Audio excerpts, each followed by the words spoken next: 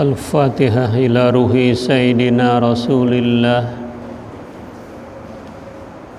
Muhammad ibn Abdillah wa alihi wa ashabihi wa mawalah wa jami'i awliyaillah wa ulama'illah khususan sadatinal alawiyyin wa awliya'il kauni ajma'in summa ila rahman ammara hadzal masjid mubarak summa ila ruhi walidina wa walidikum wa amwatina wa amwatikum wa amwatil muslimina wal muslimat wal mu'minina wal mu'minat khususan al muallif hadzal kitab al Imam Nawawi al-Bantani wa summa ila ruhi Syekh Muhammad Syafi'i Hazami wala ruki Haji Ahmad Tabrani bin Haji Sa'ina nakhina fillah summa lalu amatikal faqirah zaw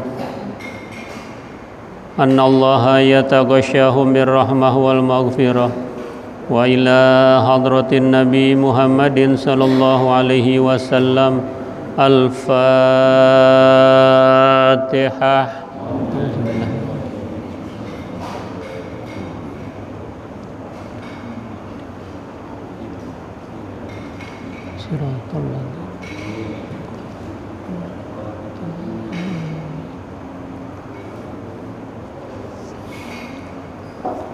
Makalah keberapa? Salis Asyar Rabi'ah. Bismillahirrahmanirrahim. Alhamdulillahi rabbil alamin. Wassalatu wassalamu ala ashrafil anbiya'i wal mursalin Sayyidina wa syafi'ina wa habibina wa maulana Muhammadin wa ala alihi wa ashabihi ajma'in.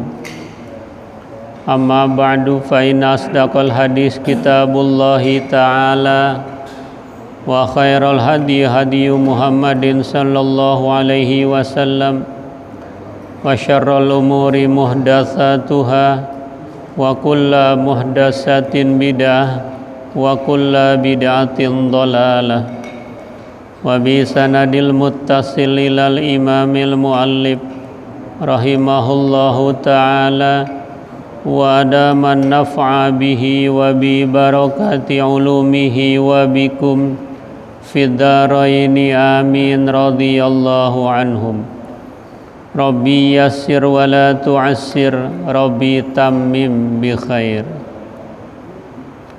Wal maqalatur rabi'ata asyarata ruwiya anna rajulan min bani Israila kharaja ila talabil ilmi fabalagha dzalika nabiyahum alaihi salam fabu'itha ilaihi fa'atahu alaihi salam faqala alaihi salam lahu ay lidzalika ar-rajuli ya fata inni a'idzuka bi thalathi khisalin fiha ilmul awwalina wal akhirin ay yakfika dzalika khafillaha fis sirri wal alaniyah ay fi halil khifai anin nasi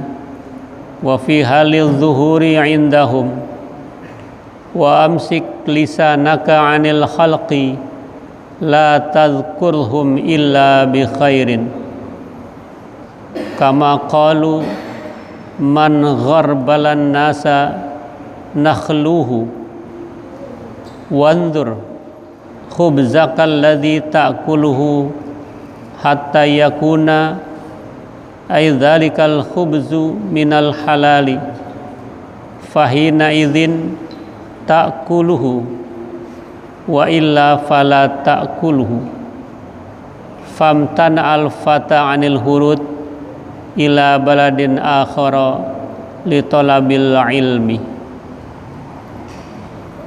Makalah yang ke-14 diriwayatkan bahwa salah seorang pemuda dari kalangan Bani Israel bermaksud keluar untuk menuntut ilmu. Maka berita itu sampai kepada nabi mereka. Diutuslah pemuda itu untuk menghadap nabinya. Maka nabinya berkata kepadanya, "Wahai pemuda, sesungguhnya aku memberikan advis kepada kamu dengan 3 syarat. 3 syarat itu adalah ilmu yang diamalkan oleh ulama-ulama tempo dulu, ulama-ulama awalin, dan ulama-ulama kemudian. Artinya memadai prasyarat untuk memenuhi belajar itu. Pertama, takutlah kepada Allah Subhanahu wa ta'ala dikala sendiri dan dikala keramaian, yakni dalam keadaan tersembunyi dari manusia dan keadaan tampak dari manusia. Yang kedua, tahan lidahmu untuk menceritakan makhluk kecuali yang baik-baik, sebagaimana mereka berkata, siapa yang menyaringkan suara kepada orang lain, nakhluhu, maka disembunyikannya. Ketiga, lihatlah roti yang kamu makan sehingga sudah jelas kehalalannya, maka ketika itu silakan makan bila sudah nampak kehalalannya. Bila tidak, maka jangan dimakan. Maka akhirnya pemuda itu mencegah, mengurungkan keluar ke negeri lain untuk menuntut ilmu. Bapak, saudara sekalian yang sangat saya hormati, mengawali kaji kita pada pagi hari ini, terlebih dahulu Al-Fakir mengucapkan taqabbalallahu minna wa minkum taqabbal ya karim. Hari ini kita sudah masuki 20 Syawal. Karena itu meskipun secara fisik kita belum bertemu, hanya beberapa orang, tetapi kita sudah saling memaafkan dan mendoakan dengan harapan mudah-mudahan Allah mengembalikan kita pada Ramadan yang akan datang. Dan semoga pula kualitas ibadah kita bertambah baik dengan gemblengan Ramadan sebulan penuh itu, untuk membuktikan berhasil tidaknya Ramadan lalu. Justru jawabannya sekarang ini. Kalau kita Ramadan berlomba untuk baca Quran, bagaimana sekarang? Masihkah kita berlomba membaca Quran? Kalau Ramadan kita sholat witir, masihkah sekarang sholat witir? Kalau Ramadan kita tahajud, masihkah sekarang kita tahajud? Ini kita jawab masing-masing, sekaligus untuk membuktikan berhasil gemblengan selama 1 bulan lamanya, sehingga benar-benar kita berhak mendapatkan sebutan minal aidin al faizin kullu amin wa antum bi khair. Kembali kepada fitrah, bagaikan bayi yang baru lahir. Namun kadang-kadang yang repot yang kagak puasa, kadang-kadang bukbernya setiap hari, bukbernya walaupun puasa kagak. Menghadapi lebaran paling repot, mengucapkan Idul Fitri paling kencang, minal aidin nal faizin kullu amin wa antum bi khair. Dia aidin yang mana? Kembali kepada fitrah yang mana? Setiap hari ngerokok, setiap hari minum. Ya, itu salah pengertian dan tidak perlu didoakan. Kalau kita tahu dia tidak berpuasa, jangan minal aidin nal faizin, mohon maaf aja. Mudah-mudahan Allah balikan mata hatinya ke jalan yang benar. Jadi salah kita kalau mengucapkan minal aidin al faizin kepada yang tidak puasa. kecuali dia sakit, ada uzur syar'i. Ya. Baik. Nah, di dalam makalah ke-14 ini diriwayatkan ada sosok seorang pemuda pada zaman Bani Israel. Pemuda ini bermaksud ingin mencari ilmu di luar.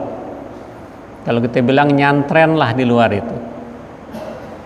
Nah, rencana keberangkatan si pemuda ini untuk nyantren, untuk belajar, untuk mondok didengar oleh nabinya pada saat itu. Maka diutuslah anak muda ini sebelum berangkat, coba hubungin nabi kita pada saat itu. Sampailah pemuda itu.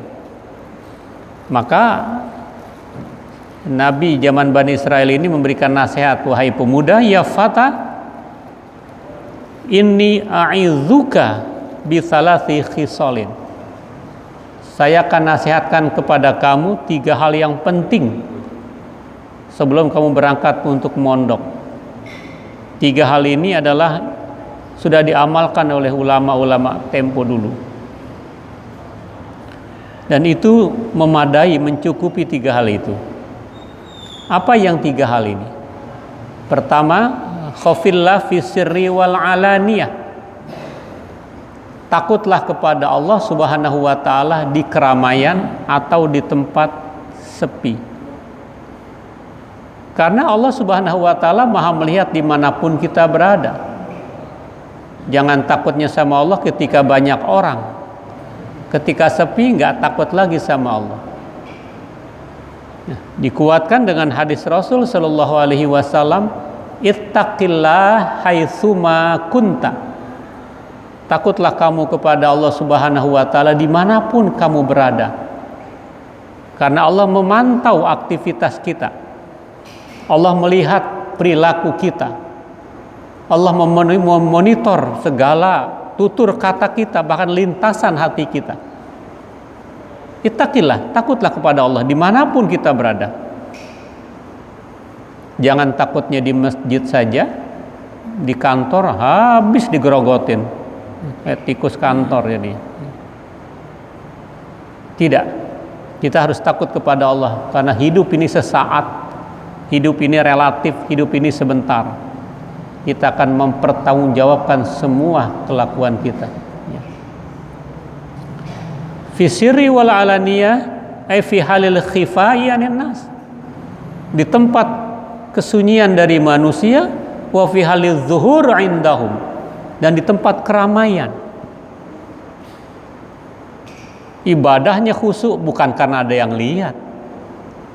Karena itu nilai keikhlasan yang tinggi ketika sholat malam, ketika sholat tahajud.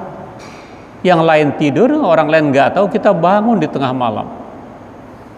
Dan jangan pakai di-share, gue lagi tahajud nih, jangan. Itu udah nggak ikhlas lagi. Senyap saja, sembunyi saja. Ini makna khafillah fis sirri wal alaniyah. Kadang-kadang sekarang ibadah juga di-share melulu, umroh share melulu, gitu kan. Ada nuansa riaknya nanti, ya. Udah bukan karena Allah lagi, udah bangga. Kita suka nuding orang pencitraan, ya kita sendiri sering pencitraan dalam ibadah. Jadi nggak usah, senyap saja, ya.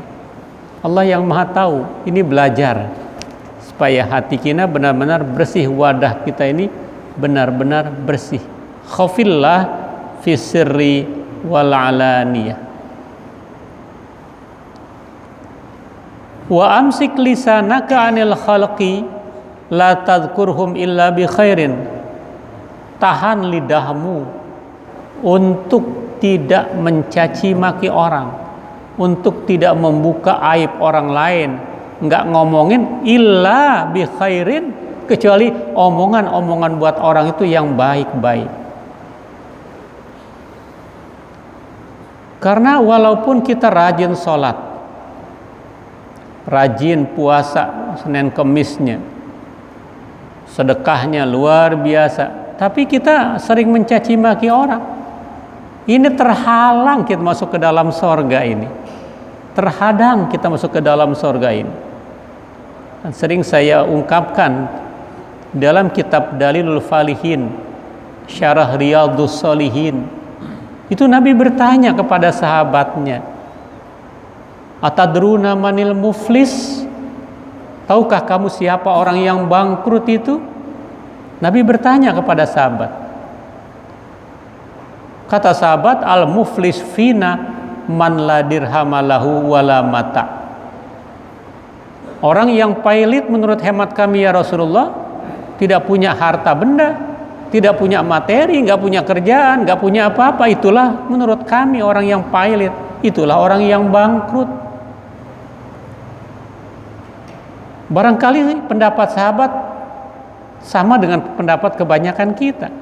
Itulah potret orang yang pailit. Tapi pandangan baginda Rasul berbeda tentang kepailidan ini. Kata Rasul, "Innal muflisa min ummati may ya'ti yaumal qiyamah bi sholatin wa siyamin wa zakatin wa ya'ti qad syatama hadza wa qadhafa hadza wa akala mala hadza wa safaka dama hadza wa daraba hadza fa hadza yu'ta min hasanati wa hadza min hasanati fa in faniyat hasanatuh qabla yuqdama alaihi ukhidha khotoyahu." Sesungguhnya orang yang bangkrut, orang yang pailit dari kalangan umatku adalah, kata baginda Rasul, pada hari kiamat dia mengajukan hasil ibadah sholatnya, hasil ibadah puasanya, hasil ibadah zakat, infak dan sedekahnya. Ketika dia mengajukan, "Ya Allah, inilah hasil ibadah sholat saya sejak akil balik, bahkan sebelum akil balik saya sudah sholat sampai meninggal dunia. Saya mohon kau perkenan terima ibadah sholat saya ya Allah." Karena itu pengadilan, ada pihak lain yang merasa keberatan. "Ya Allah, saya juga hambamu. Orang ini saya tahu rajin sholatnya. Bukan saja 5 waktu, rawatibnya, goiru rawatibnya, mu'akad, goiru mu'akadnya, duhanya, isyroknya, awabinnya, tahajudnya, witirnya saya tahu, sampai jidatnya pada hitam itu saya tahu. Tapi qad syatama hadza, dia sering mencaci maki saya. Belum ada kata maaf, belum ada kata penyesalan, belum bersilaturahim." Sakit hatinya ini ya Allah. Allah tahu sesungguhnya walaupun dia tidak mengadu, tapi karena keadilan Allah lihat delik hukumnya, Allah perhatikan pengaduannya, saksinya, organ tubuhnya, ada buktinya. Betul orang ini rajin sholat, tapi caci maki orang rajin juga. Kata Allah, ambil saja itu pahala sholatnya sejak akil balik buat kamu yang dicaci maki. Jadi kalau bapak dicaci maki, mestinya demen, girang. Alhamdulillah, ya, dapat pahala kita. Kalau tahan uji gitu, alhamdulillah. Biarin aja, selama fisik kita nggak ada apa-apain, caci maki biarin. Semua apa yang dilakukan buat kita jadinya tuh diambil itu. Tuh lihat dalam kitab Dalilul Falihin itu, nggak ada lagi pahala sholatnya. Begitu rajin, begitu hebat, nggak pernah telat waktu, bahkan berjamaah, tapi bermasalah. Maaf, mulutnya comberan, ya, nggak bisa dijaga. Karena sholat sudah tidak ada pahalanya, dia mengajukan puasa. Ya Allah, kalau tadi pahala sholat buat orang lain, ini ibadah hasil puasa saya, mohon perkenan kau terima ya Allah.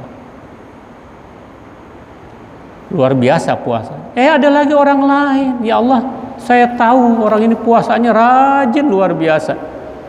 Ramadan kelar, Lebaran, besok udah puasa lagi 6 hari, nggak ditunda-tunda. Senin Kemisnya, Ayyamul Bidnya, bahkan pernah puasa seperti Nabi Daud selang-seling. Saya tahu, tapi wa qadzafa hadza, dia memfitnah saya, mencemarkan nama baik saya. Kalau tadi caci maki langsung, ini fitnah ini. Karena itu fitnah ini luar biasa kejamnya. Jenderal-jenderal mati karena difitnah oleh komunis. Kita jangan merasa tenang. Wah, nggak, partai komunis nggak ada. Secara kelembagaan nggak ada lagi partai komunis. TAP MPRS belum dicabut. Nomor 25 tahun 66. Tetapi yang namanya faham komunis, bahaya laten, tidak pernah mengenal istilah mati. Komunis mengenal istilah pasang surut. Sekarang sedang pasang-pasangnya ini. Satu di antaranya ingin menghilangkan nilai-nilai Pancasila, adanya rancangan undang-undang HIP. Haluan ideologi Pancasila nggak perlu lagi diterjemahkan karena sudah ada batang tubuh dalam undang-undang dasar itu. Bahkan dulu sebelum diamandemen, presiden harus putra asli Indonesia beragama Islam, mula-mula itu.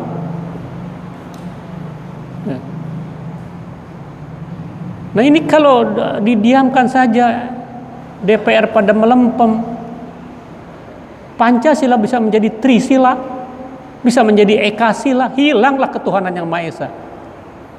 Oh enggak, isu apaan di depan mata kita itu.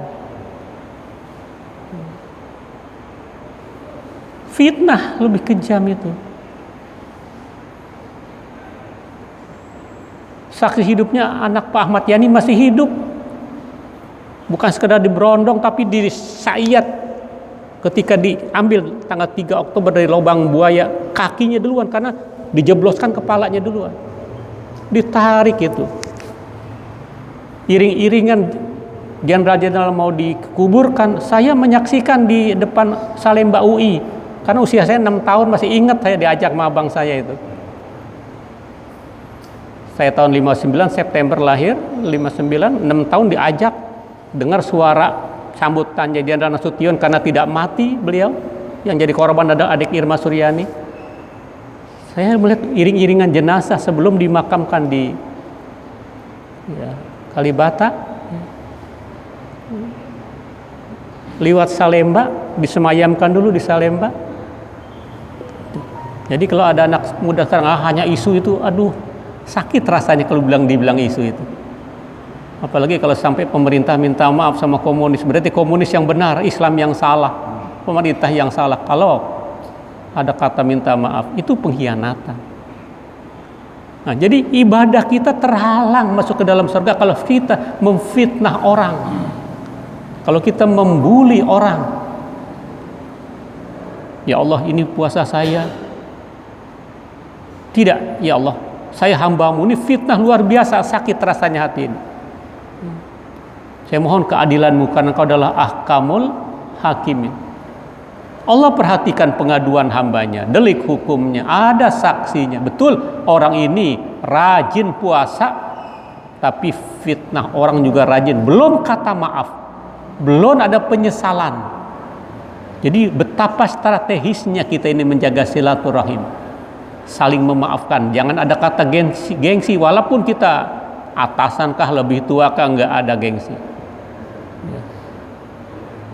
Kita minta maaf wajib, mulia. Memaafkan orang yang minta maaf lebih mulia lagi. Wal afina anin nas. Itu supaya kita tidak terkategorikan orang yang bangkrut, orang yang fail. Salat nggak ada pahalanya, ada tapi buat orang lain. Puasa pahalanya buat orang lain karena bermasalah, belum ada kata maaf. Inilah Islam. Begitu dijaga harga diri orang, martabat orang, hak asasi orang. Duribat alaihimuz zillatu aina ma sukifu illa bihablim minallah wa hablim minannas. Senantiasa manusia diliputi kerugian, kehinaan, kecuali mereka bisa menjaga dua hubungan, tata hubungan vertikal horizontal, hablum minallah dan hablum minannas. Lalu dia mengajukan, ya Allah, kalau tadi sholat pahalanya buat orang lain, puasa juga, ini satu-satunya harapan saya, satu-satunya asa saya, infak, zakat, sedekah, dan bahkan hibah saya, wakaf saya, mohon kau terima ya Allah. Ada lagi hamba lain, ya Allah, saya tahu, saya menyaksikan sedekahnya, zakatnya gede banget, tapi korupsinya lebih gede daripada zakatnya, ya Allah. Wa akala malah hadza, dia makan duit saya. Di pengadilan dunia saya dikalahkan dan dia yang makan duit saya. Karena dunia rekayasa hukum, yang benar jadi salah, salah jadi benar. Sakitnya ku di sini, begitu kan kata Citata. Ya, sakit banget ini, kita yang dirugikan tapi kita yang dikalahkan. Ya sudah, kata Allah. Kalau begitu ambil pahala zakat, infak, sedekah buat kamu yang hartanya diambil, yang hartanya disunat, karena belum ada kehalalannya. Karena itu betapa penting kalau orang meninggal dunia sebelum dimakamkan, setelah disolatkan harus keluarga minta maaf, terima kasih, dan hutang piutang diselesaikan. Minta keikhlasannya, menjadi sandungan kesian masuk ke dalam surga walaupun di ahli ibadah terhalang. Minta diikhlaskan sekiranya almarhum almarhumah terkait hutang piutang, mohon berhubungan dengan keluarga untuk diselesaikan. Diselesaikan bukan berarti harus bayar kontan semuanya kalau nggak punya duit, bisa nyicil, yang penting ada niat untuk bayar hutang. Kita kalau ngutang niat bayar hutang Allah gampangin, tapi kalau pinter ngutang nggak pinter bayar nggak bakal bisa kita bayar hutang. Orang hidup kayaknya nggak lepas dari hutang, tapi akil minad dain asyahurron, sedikitkan hutang, Anda akan hidup merdeka. Mau lewat sini ada utang, lewat sini ada utang, wah nggak bisa kemana-mana, luar belakang ada utang. Jadi kalau ngutang niat buat bayar, Allah gampangin rezekinya nanti. Ya. Jadi kan kadang-kadang pinter minjem kagak pinter mulangin gitu kan ya. Nah jadi orang kampung bilang bures nih amalnya nih, pahalanya nggak ada. Amal sholat, puasanya, zakatnya buat orang lain. Selesai belum? Ada lagi. Wasafaka dama hadza, ya Allah, orang ini pernah membunuh saya di dunia. Hebat tipu daya dunia, hebat rekayasa dunia, nggak diketahui siapa yang membunuh saya. Tapi saya tahu dia yang bunuh saya. Nah, sudah ambil pahala, pahala mana lagi nggak punya pahala. Maka dosa orang yang dibunuh, tanggungan orang yang membunuh, dan intelektual yang menganjurkan untuk ada pembunuhan itu. Na'udzubillah min dzalik.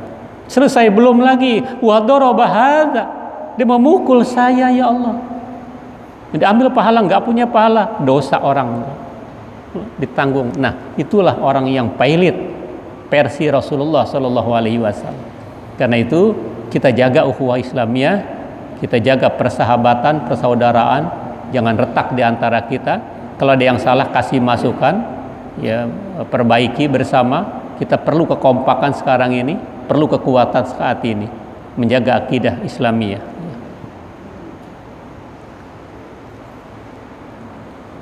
Nah, begitu pula tadi, sebagaimana kalau kita ngomong sama orang jangan terlalu menyakitkan, jangan juga ngomongnya ngebentak-bentak, ya. Wa masaila fala tanhat. Kamu minta-minta juga jangan dibentak. Minta badan masih seger, ngasih tapi nyap-nyap panjang banget gitu kan. Jangan, apalagi hari Jumat dia datang ke rumah kita, itu Allah yang kirim tuh, biarin aja seadanya, nggak ada bilang pesaben aja Pak, lain kali Pak, jangan dibentak.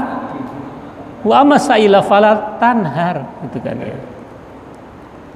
Yang ketiga pesan Nabi ini pada anak muda, wanzur khubzaka alladzi ta'kuluhu hatta yakuna dzalikal khubzu minal halal. Lihatlah roti yang kamu makan. Kalau kita sekarang lihatlah apa saja yang kamu makan, dari mana sumbernya. Aminal halal, aminal haram. Dari sumber yang halal atau dari sumber yang haram, lihat dulu itu. Sudah jelas kehalalannya, sudah jelas kebagusannya, makan.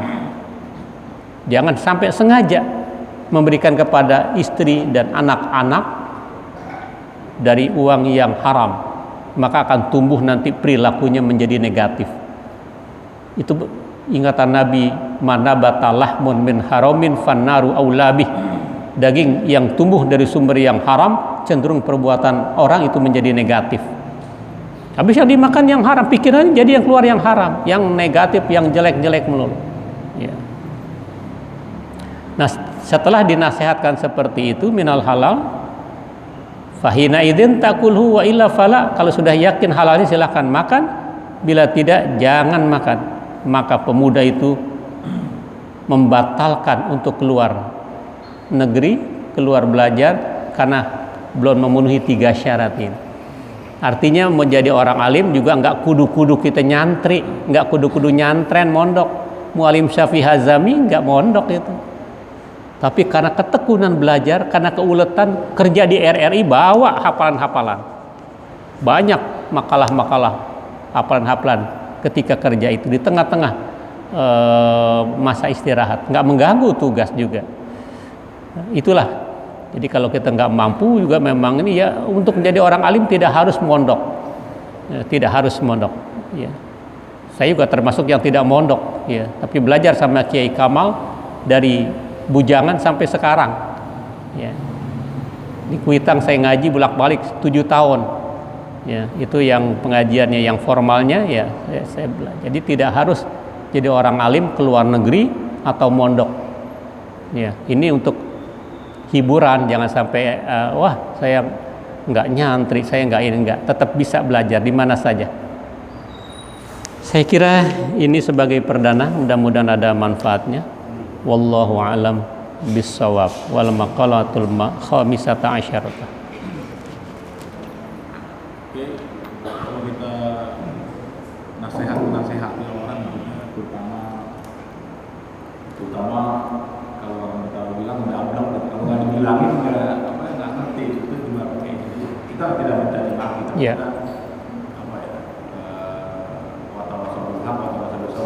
betul. Itu bagian dari amar ma'ruf nahi munkar. Karena agama itu ad-din huwan nasihah. Agama itu nasihat. Enggak apa-apa. Yang penting niat kita bukan mempermalukan tapi memperbaiki. Enggak apa-apa. Tapi baiknya secara umum jangan nyebut nama. Jangan nyebut nama gitu. Kalau secara umum. Kecuali 4 mata. Kita nggak buka aib dia, tapi justru kita datang untuk memperbaiki tadi. Wa tawassaw bil haq wa tawassaw bis sabr. Nggak apa-apa. Iya, nggak apa-apa. Kayak sekarang kan, kalau nggak diingatkan dengan nahi munkar, berapa banyak penyimpangan-penyimpangan. Itu bagian dari dakwah. Ud'u ila sabi rabbika bil hikmah. Karena agama isinya basyirau wa nadhirau, kabar gembira dan kabar menakutkan. Cuman dalam penyampaian ada teknik. Kalau niat kita secara umum saja. Jangan tuding, jangan nyebut nama. Ya, itu supaya nggak masuk delik hukum juga. Karena kita nggak nyebut orang, gitu kan. Kecuali sudah niat 4 mata untuk memperbaiki dia saudara kita, tetangga kita. Ente masih begini aja sih, bapak ente haji, ibu ente haji, masa mau begini, nggak apa-apa itu. Ya, silakan. Menjaga hati.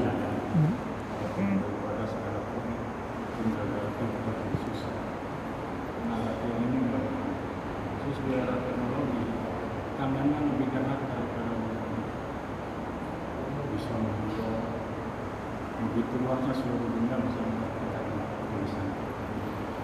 Jadi 2 hal ini untuk latihan menjaga hati ini dan teknologi seperti sekarang itu sangat berbahaya walaupun kita di dalam kesepian dan di dalam ya.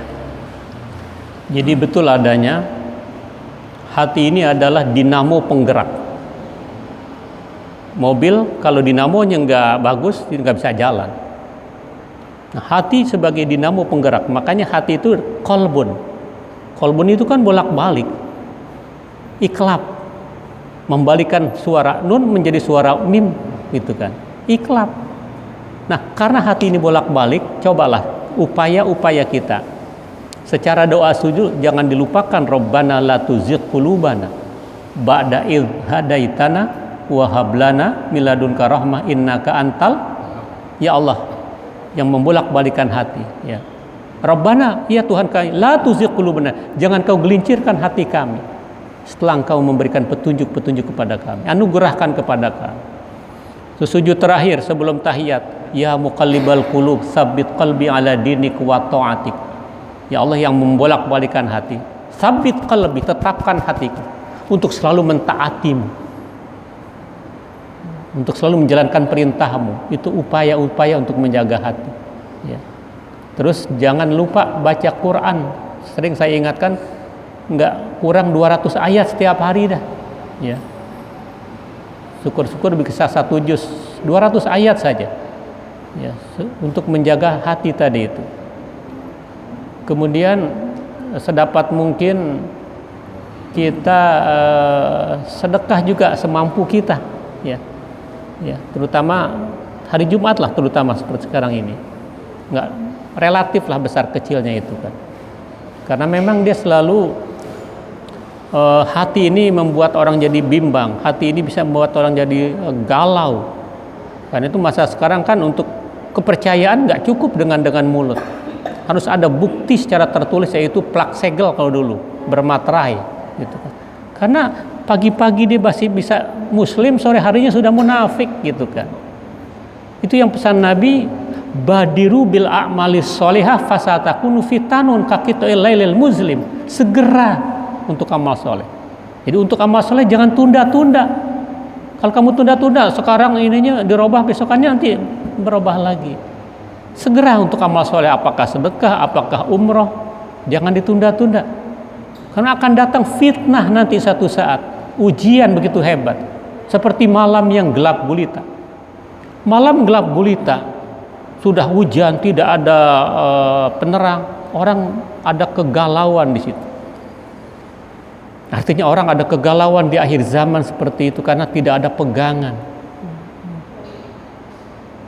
Sehingga pagi-pagi dia muslim, sore harinya sudah munafik, sudah kafir.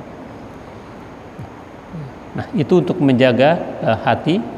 Kemudian silaturahim, walaupun kalau sekarang dengan virtual, sekarang dengan itu jangan diputuskan. Itu menjaga hati. Karena itu hati kita kan di sini dilapisi lagi. Dia dinamo penggerak ini. Akal juga bergerak karena ada pergerakan dari hati di sini.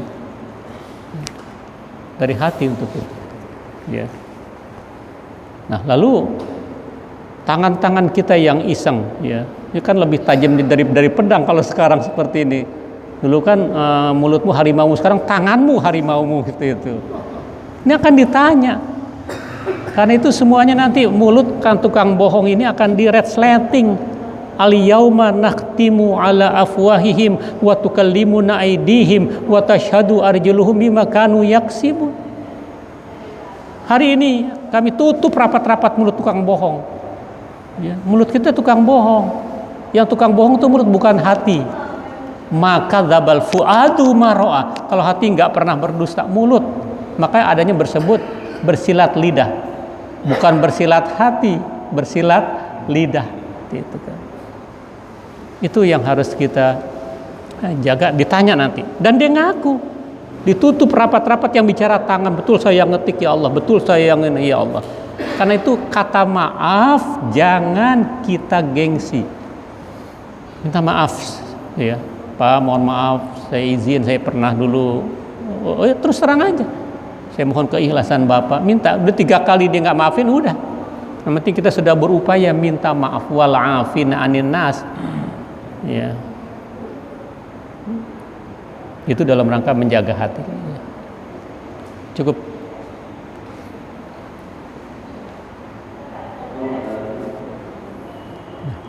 Alhamdulillah, telah selesai pada hari ini pembukaan akhir kita. Insyaallah jadwal